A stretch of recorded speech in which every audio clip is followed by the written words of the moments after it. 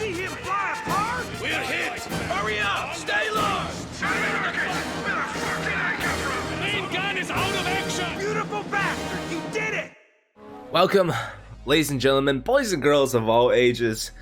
Welcome back to Luciano versus Herpy, game 2 of the series. Luciano immediately goes for that recon support, meta as fuck. And Herpy, well, Herpy is gonna do something different this game. He's gonna be going for that Spec Ops.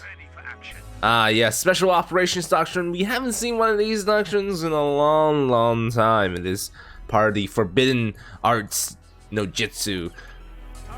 Very rarely used in tournament settings now because of the Command Panzer nerf.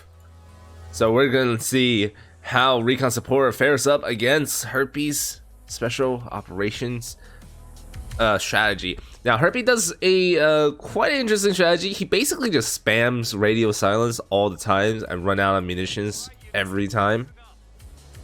And Luciano, I think, is going to go for a rather standard build. So we will have to see. I'm thinking 3 riflemen into lieutenant. Now, this is a recast of these games, and if you want to see the original cast, you can go check it out at fuzzymonk.twitch.tv and look at one of the VODs. We have been casting a lot of these games over there already. So we're actually pretty deep into the tournament now. Round of 1 basically finished already. I'm not going to spoil who is the winner of this game, but I do want to spoil something to you. I want to tell you how to extend or lose a lead, or rather, I want to tell you how to keep a lead. Now, what I mean by that is sometimes in the game, KOTU is a very heavily comeback reliant game, in my opinion. There's a lot of mechanics in KOTU that helps you come back from being in a bad position than in previous KOTU. I mean, in KO1. Good God, my brain's not working today. Let me just speak a little bit slower. So in KO1, the territory points are linked to population, and this made it very hard for whoever's losing on map to actually get back into the game. If he had a bigger army, he wouldn't be able to reinforce it if we went below pop cap. So now that territory points aren't linked to pop cap, it is actually very important for the people involved to keep that in mind when buying units, especially when you're ahead. You have a lot of pop. You have to think about what you can get to counter your opponent's composition. And I have troubles with this actually a lot of the time because you can see that radio silence is basically allowing these Volks to march at 1.2 speed without really any penalties. This is just a straight speed buff for them for about a minute or so for only 40 munitions. So this is really good if you want to go for an all-out assault with all of your troops, and you're going to be able to blob around and bully the opponent kind of like this. But you are losing some territory gains on the other side if you decide to blob, right? So anyways, let's talk about PopCap again. So the reason I'm saying this is because there's a bit more combat mechanics in the game, right?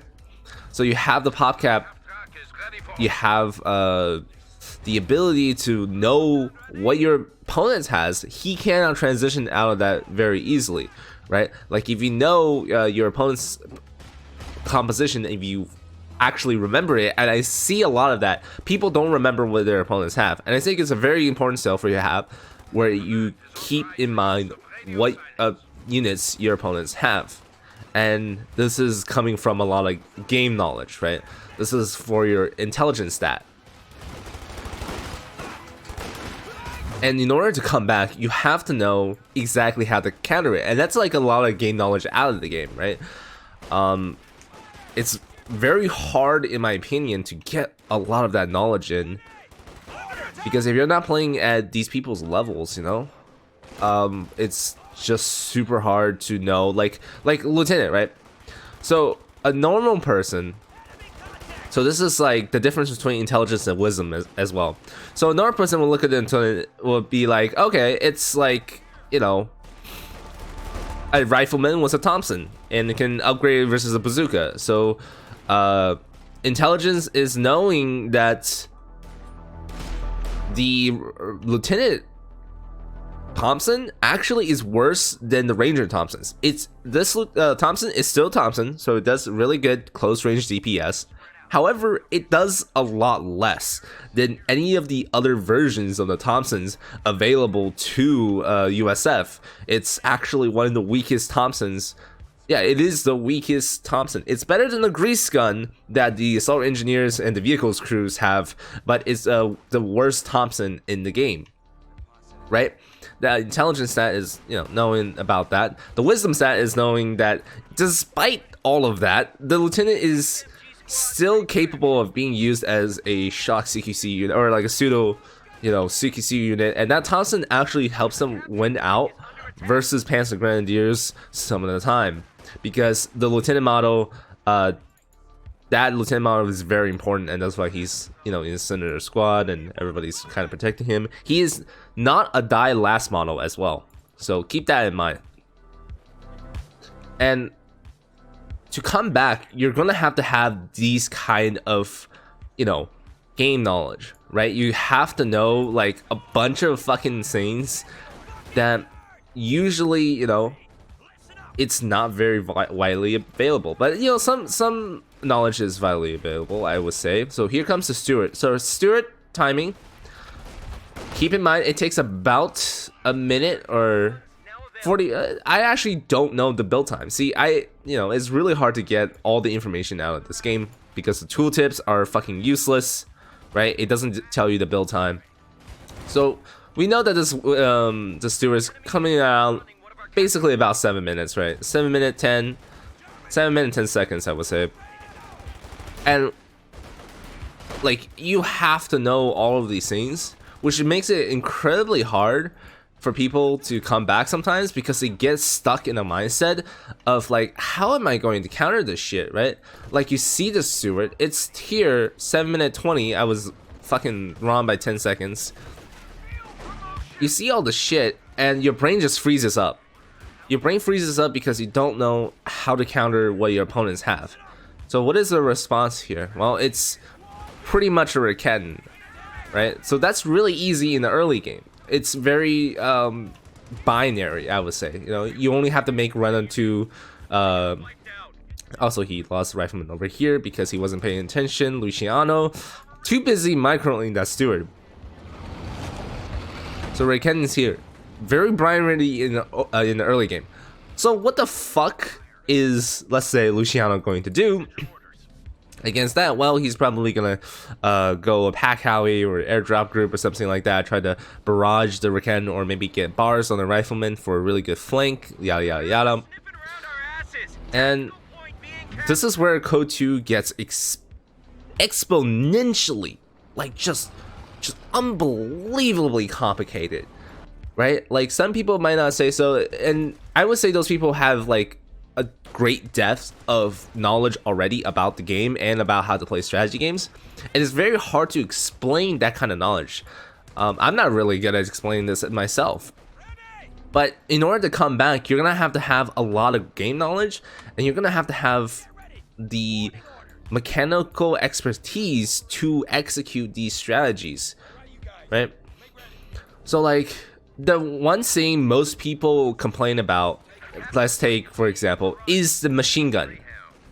Oh my god. Or you could just, okay, I was gonna say the best way to counter machine gun is to lucker to flank it, but I guess if you're just fucking that lucky, if you're Herpy McGusterp and you're just the fucking luckiest person in the world, you can just frontal the MG, literally just walk up from the front and then death loop it. Are you kidding me, Herpy? That's just so fucking lucky right there.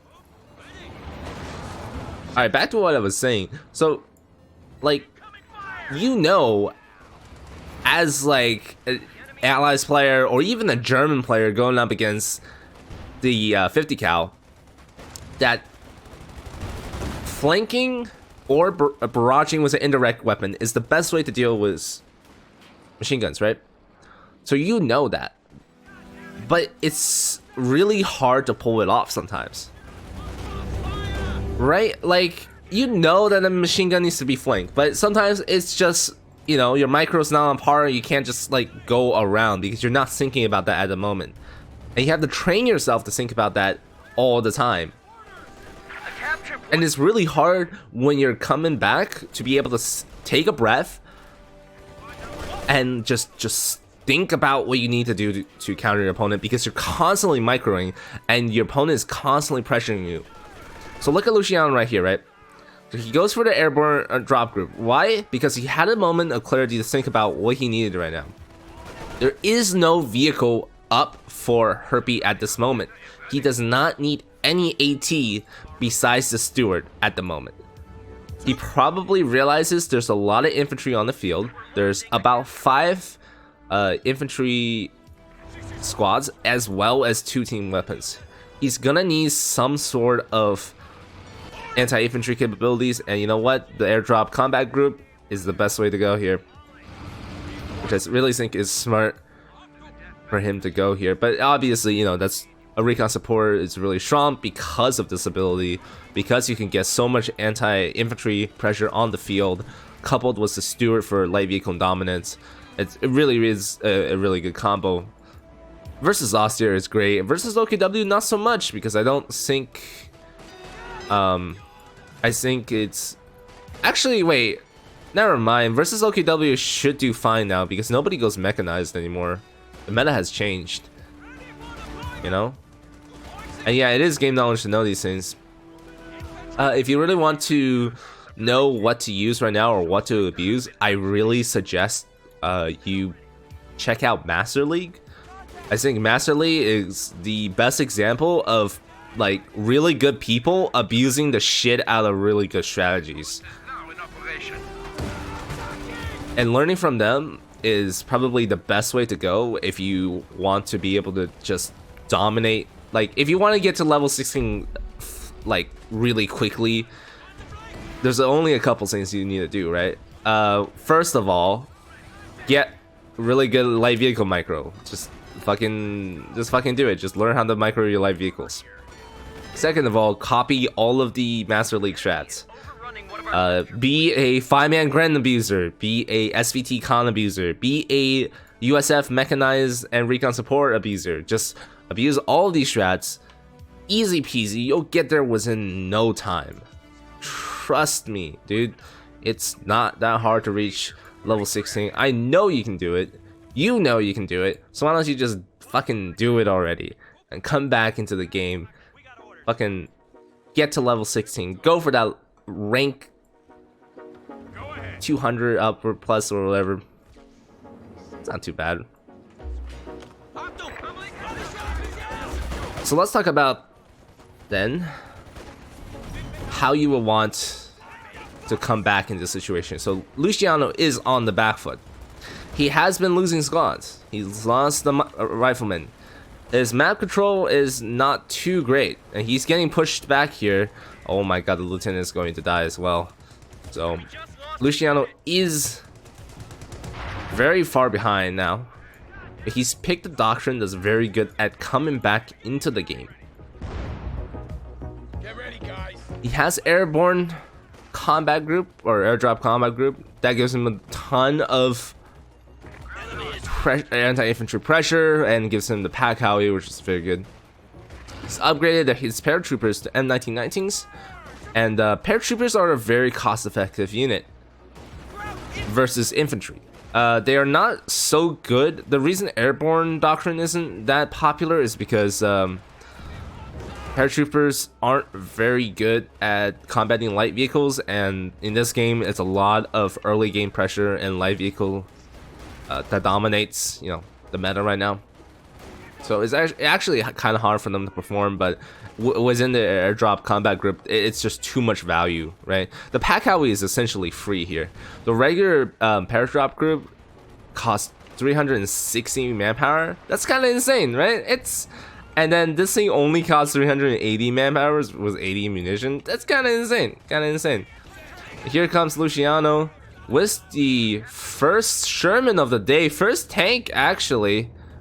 He's keeping his steady on his map control. 29 income right now to Herpy 16, so never mind. Maybe he wasn't really that far behind in the field game, but he was definitely far behind in the manpower game, as 2 squads is pretty tough.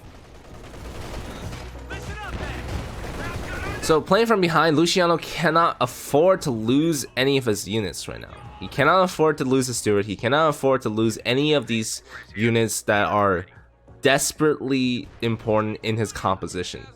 He has to think about what Herpy might do next in order to stop him. Well, Herpy's response to this is getting an Obersalon, which means he has 1, 2, 3, 4, 5, 6 infantry units on the field, which is quite a lot. He's also floating a lot of manpower, and you might think that, well, shit, Herpy is, you know, dominating. He's floating all this manpower. He's doing really great. Well, I would actually suggest that maybe he's not doing so great. He's not doing so great because he doesn't have the resource that he wants, despite having all this manpower on the field. Right? I think he's actually losing out a little bit in value. But so here's what I mean, right? So if you have more infantry units than your opponent, and you're still getting pushed back, and you're not getting the field control, that means you're doing something wrong. And you're not getting the full value out of your manpower army, right? So here's what I mean. When you have a manpower army, what do you want to get out of that? Well, you want, first of all, to get map control. The point of Volks, the point of conscripts and stuff, is to fight for map control, is to get resources. What kind of resources? Well, fuel, munition, VP points, right? So if you have superior manpower to your opponent, it means usually you have one more squad to cap around the map with. If you're not really having the extra squad to have, that means, well, you're probably doing something wrong somewhere, or you're getting bullied by vehicles. Now, instead of the other Obersalon, he could have gone for another Riken, which I think probably was the better choice here. He was floating a lot of manpower. The main culprit of his lack of map control was the side steward. You might be thinking, well, how does he counter the paratroopers? Well, here's where, you know, game knowledge really comes in handy. You should know that paratroopers are absolutely fucking they're pretty ass versus vetted up Volksgrenadiers. Oh, actually, never mind. Well, no, okay. They're pretty ass versus vetted up Volksgrenadiers if you just get them out of buildings or get close to them. Because right now they only have M1919s, and it's also don't charge MGs like that. And these Volks can be able to trade a little bit effectively against the paratroopers still. And you don't really need that much anti-infantry power, right, when he only really has 3 squads. So even if the paratrooper is fighting off 1 Volks, 2 Volks will definitely be able to push them off. And you don't need 2 Volks to push off this non-barred up rifleman. So essentially, the Obersalon was useless here. He could have just gone for another Riken or perhaps a MG in order to suppress the paratrooper. And it's like getting into this mentality of like, what do you need, right? So this is what I'm talking about when extending your lead. This is where you learn to extend your lead here. So you have a lot of manpower float, you have a lot of munition float, or actually not anymore because you keep fucking spamming radio silence, right? And you try to extend your lead by getting more units on the field, which is the Obersalon. But you look at the paratrooper, you're like, man, I really need something to counter this ASAP. Well, it was a Vet 0 paratrooper quite a while ago. It wasn't doing too much damage. it's not capable of fighting, you know, the Volks that effectively. You trade pretty one-to-one. So paratroopers are 28 manpower during force, just to remind you, and Obersalon is pretty hefty. They're like 40 something. So they're pretty, 40 or 35, I don't remember, but they're really expensive to kind of upkeep. And what do you have to counter right now? Well, there's no AT gun on the field. You're not flanking the 50 cal as the Obersalon for the wipe. You're always going to win against the major squad. The rear echelons aren't fucking bazooka carriers, so you're always going to win against them. And the only things on the field right at that moment that was really a threat was perhaps the paratroopers and the steward. So why did you get an Obersalon at that moment? There is nothing for you to counter right there. And now you've just equalized your situation because of one bad macro decision. Because you essentially have the same fighting power on the field now. Because he has a light vehicle, right? He's going to be able to counter your Obersalon. I think the rear echelons will go down here. They have to run through so many units. Yeah, they're going to bye, take a dirt nap. Those guys are goodbye. But yeah, you've essentially like equalized the opponents for him. Because you brought something onto the field that he can counter very easily with a light vehicle. He has the counter to your Obersalon already. But what are you countering with this unit? You're countering nothing. You're bleeding. Look, it has 7 kills on the field. It has absolutely no kills because it cannot have any squishy targets to fight. Like, what is it going to fight? The rifleman? The Pathfinder? The paratrooper? Well, the Pathfinder is nowhere near the Obersalon at all times. The paratroopers actually win against the Obersalon at this moment. And the rifleman is too busy capping on the side. Well, the Major's always going to win. So what are you really fighting with the Obersalon? You're fighting nothing with it. You could have just gotten another Riken, right? Alright. And that's how you like start to throw your lead, right? You lose units. Like, you have to he has to equalize the situation somehow because he fucked up. He lost a unit. Luciano lost 2 units, a rifleman and a lieutenant. So right now, Herpy would have been in a much better position if he found a way, instead to counter all this infantry, to counter the light vehicles instead. Oh my god, the P4 barely makes it out. Oh jeez, the blitz maneuver really saved his fucking ass right there. And you already have sufficient enough infantry. He has 4 Volks and a Sturmpile. That is more than enough infantry to gun down the 3 units that Luciano had on the field. But you might be thinking, well, he probably didn't know that, right? Like, let's play devil's advocate for a second. He probably didn't know that there was only 3 mainline infantry, or not even mainline, it's like 1 mainline, 1 specialty, and 1 elite troop on the field. Well, yeah, he probably wouldn't have, but he should remember the units he wiped, right?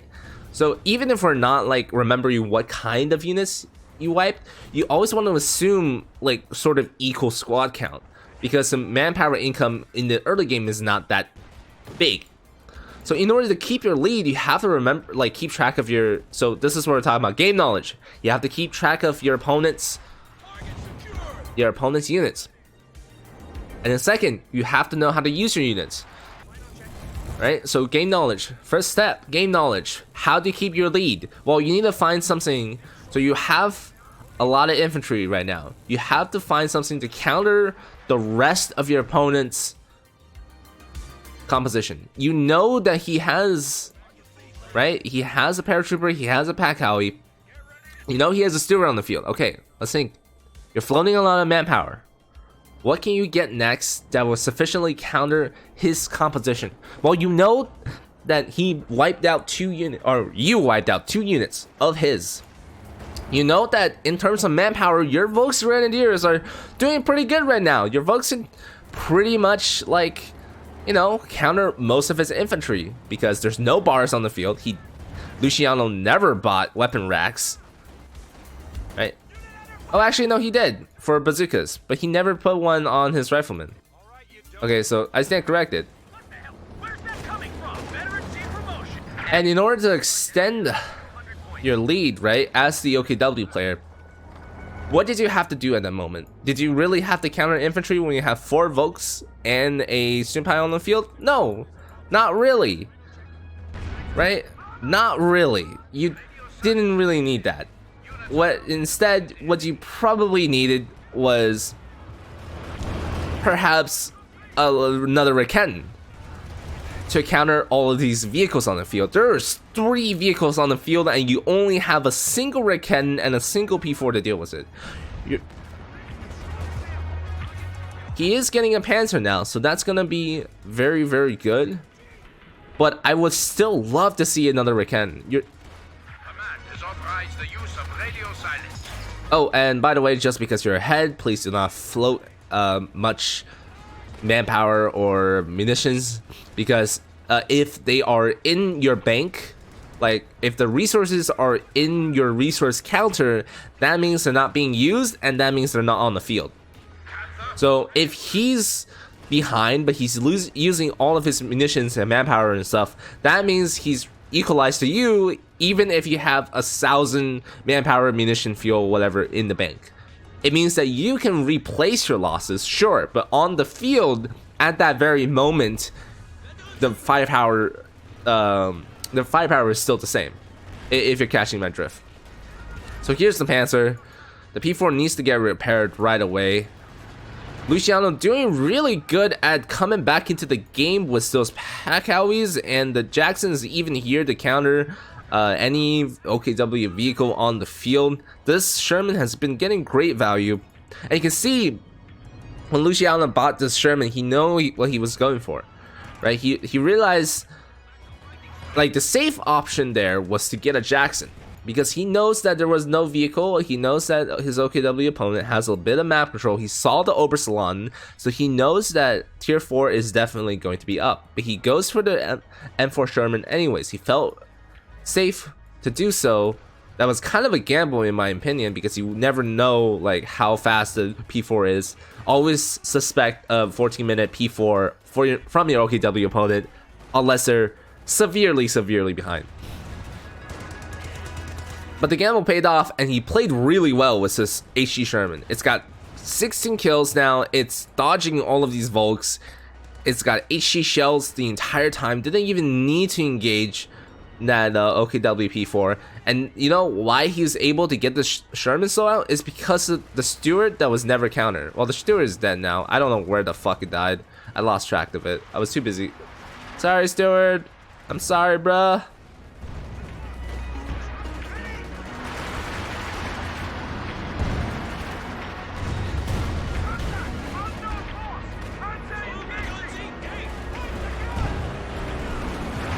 So yeah, oh my god, what is this dive? Herpy going in with the Vet 3 Panzer 4. It got a rear armor shot from the Sherman. Goes in for the Jackson.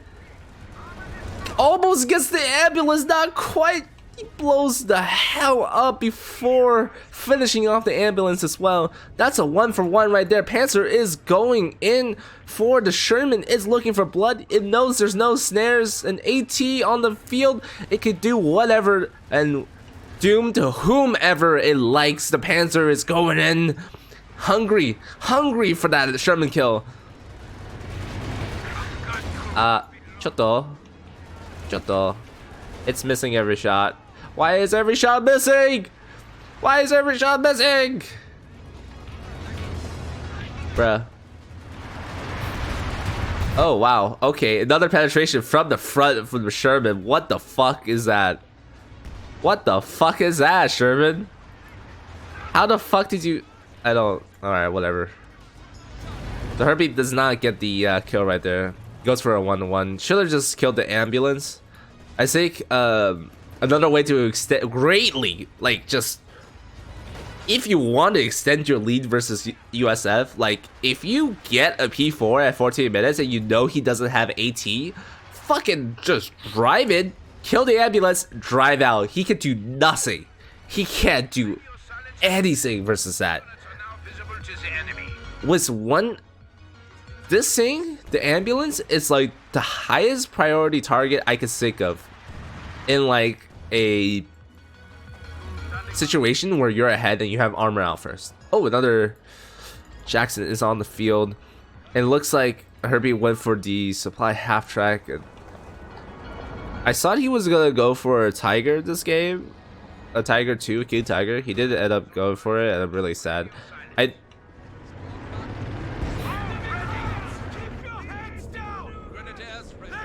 But also, getting a Tiger 2 is a really good way of throwing your lead in 1v1. Why? Well, because of two things. One, it costs a massive amount of, just a massive amount of resources. Two, timing. You have to hold on to 720 manpower and like 270 fuel in order to get the King Tiger out. That might be like really good in a team game where everybody's stalling for shit, but 1v1 you're constantly fighting for map, and it's really hard to sustain that kind of to bake up that kind of resources and just not use it when your opponent is trying to pressure you. Unless you're in like a huge lead, I really don't recommend it.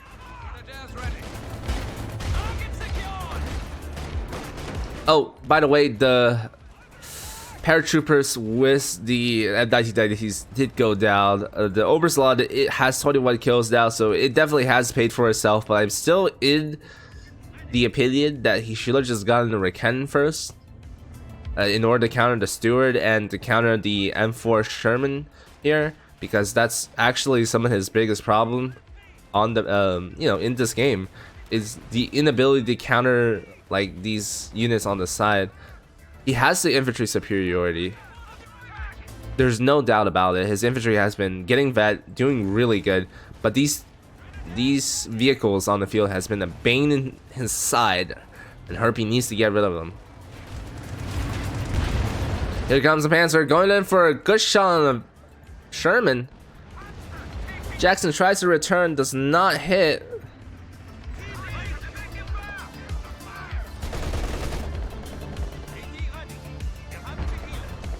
I don't recommend going just one Riken versus HG Shermans, or I don't recommend having only one Riken at all.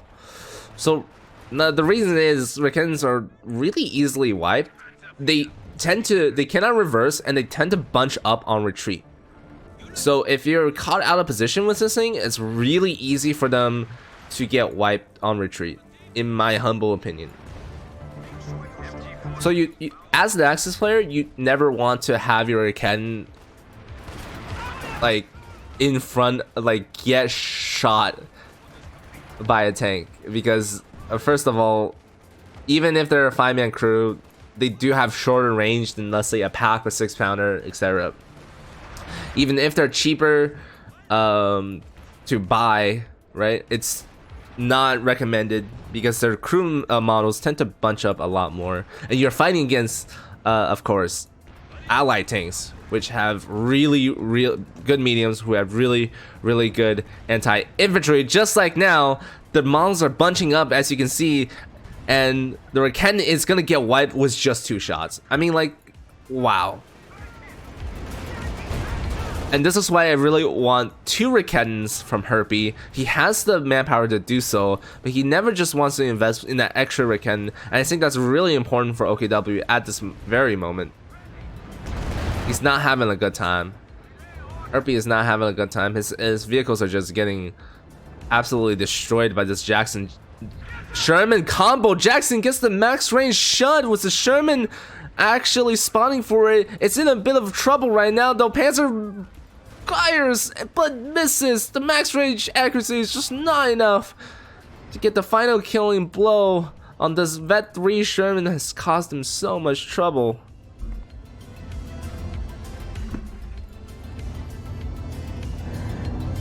Alright, so what can both players be doing right now?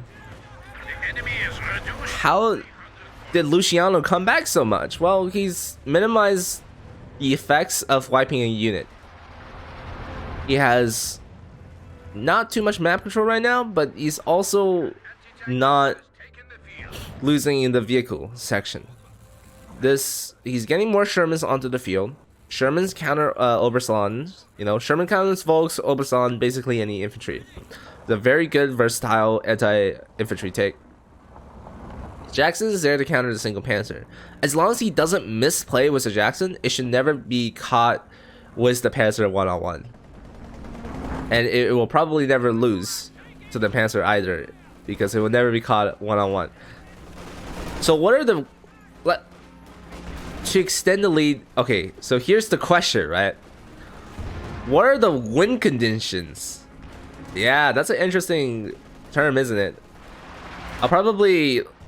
like talk about it's 35 into it. I'm pretty sure nobody's watching anymore, but like, what are the fucking win conditions of this game? Well, let's check it out. Luciano wants to get rid of that panzer. If he wipes both the panzer and the Riken, his vehicles will have total reign over the battlefield. There is absolutely no other form of AT right now for Herpy but Gusto, and he's investing a lot into, well, anti-infantry. Well, he invested a lot into anti-infantry. He still does not want to get anti-tank, and this is where his downfall is coming from. It's because he doesn't have the sufficient anti-tank volume in order to wipe 3 vehicles. This is a lot of vehicles, and a single panzer and a single AT gun is not going to be able to finish this off. What is Herpy's win condition? So Herpy's win condition is basically this, right? If he hits a really good volume of panzer, let's say if he hits 2 panzers or a panzer and 2 Rikens, and he manages to pick off one of Luciano's tanks, then he has the win, because his infantry force is far superior to Luciano's. It's just these Shermans are always killing the Obersalon, killing the Volks models, making sure they can never engage the paratroopers one-on-one. So that's the win condition. Herpy needs to get another panzer and get another Riken to push back this thing, and Luciano must look for the kill on the panzer. Oh god, the Riken gets decrewed by the Pack Howie, and Sink is going to get killed by the Pack Howie in just a short little bit. They are barraging that position.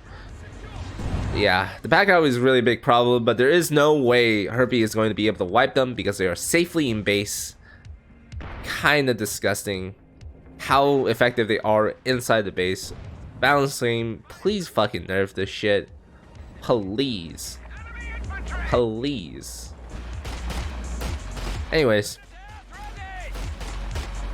so yeah, that's basically the win condition. So Herpy is, I think, thinking about getting another panzer. He is trying to get the feel for it.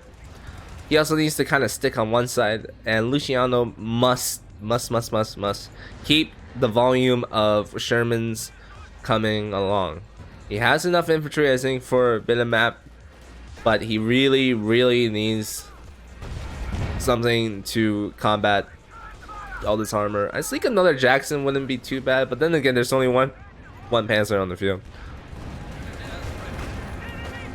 So he does have a fresh rifleman, which I don't know if I agree with. He does need a little bit. Oh my god, did the fucking MG die? I think the MG died somewhere. Oh jeez, that's not good. Herpy's losing units left and right, and now you can see. Now we can see the MGs coming back. I mean, not the MGs. Luciano is coming back, dude. He's got a lot of more units than Herpy has. Those HE Shermans really be paying for themselves, and the fact that he hasn't lost many tanks, basically just only lost 1 Jackson so far, that's a huge plus. And Herpy is forced into a situation where he has to get the Jagdpanzer 4. And you never want to be in a position where you are forced to get the Jagdpanzer 4. You want to be in a position where you could just spam panzers. Versus the American blob of fucking mediums. So here comes The Panzer in a bit of trouble. Does get the Macon crit on that one Sherman. Sherman stops for some reason. Panzer lining up the shots. Gonna get the kill. None of the shots penetrate on the Panzer. Oh, a little bit of grenade going on. The Jagdpanzer arrives onto the field to help out with all of these medium spams and perhaps even counter the Jackson. The Sherman, wow, the Sherman has 33 kills. What a veteran Sherman. And here we go. 2 Faust goes right into the belly of that Sherman. Vet 3 Sherman is here. Jagdpanzer taking some shots onto the Vet 3 Sherman. It's gonna go the long way around, perhaps for a flank on this thing. Panzer is coming in. It's looking for some of the kills. It's going through the hedge. No, it's firing on the side. What's going on over here? We wiped the 50 cal with the Obersalon, but here comes Steve N4 Vet 3. It's going to go on a flanking rampage against the Jagdpanzer. Jagdpanzer going forward. We do have engine damage coming in from the Panzer. Jagdpanzer gets the Jackson kill, but it's going to get main gun crit. Gets completely destroyed by the M4 Panzer, turning around, trying to salvage what he gets main gun crit again. Double main gun crit for Herpy Gusto, and that marks the end of his career. I think he doesn't have any AT on the map. There are 2 Shermans. He's going to try to get the Faust in. 3 Fausts might finish 1 Sherman off. I hear 2 went off. What happened to the 3rd one? I didn't hear the 3rd one. And he does lose the squad of Volks for that. The double HE shell and the Pack Howie barraging. This proves to be too much. 42 kills on this 1 Sherman. Absolutely insane amount of death and destruction happening right there. It was really unfortunate that Herpy's infantry wasn't on the field so that he could push out or decrew these Pack Howies. And he's gonna back up a little bit with these Shermans, do the crew repairs, the emergency repairs. I'm gonna speed this up because, yes, I do know that it is the end of the game. This is a recast. I just wanted to talk about this stuff.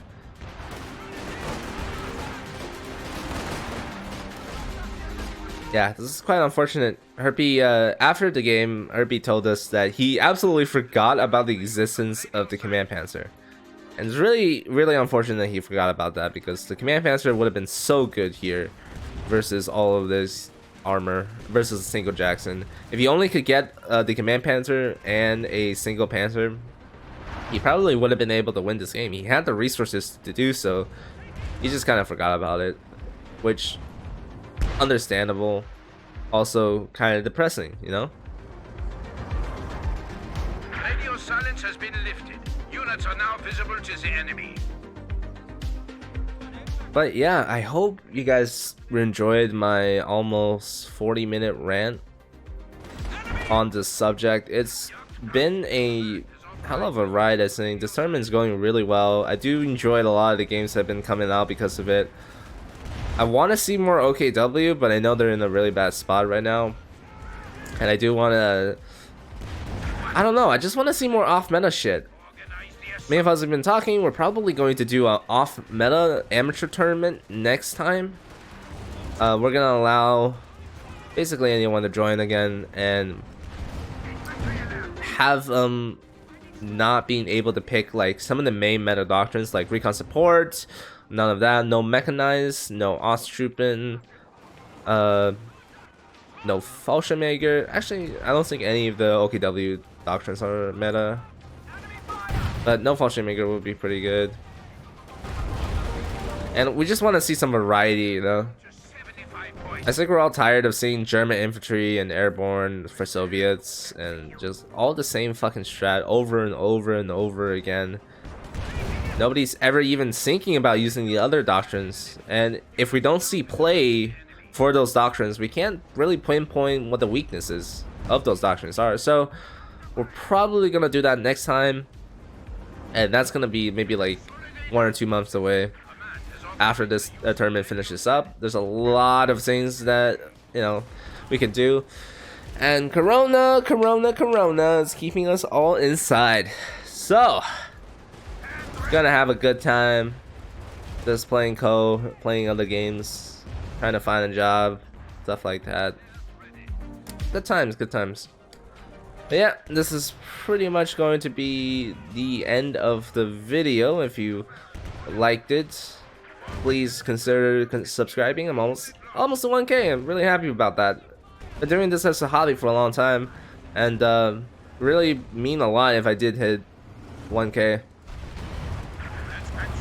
Oh, the 2 Jagdpanzers going for it, but the VP points are not gonna be so gentle to our boy Herpy here. No, it really isn't. Anyways, thank you all for watching. I hope you had a great time, as I really had a good time talking about this shit. And I'll see you on the next video. Ciao.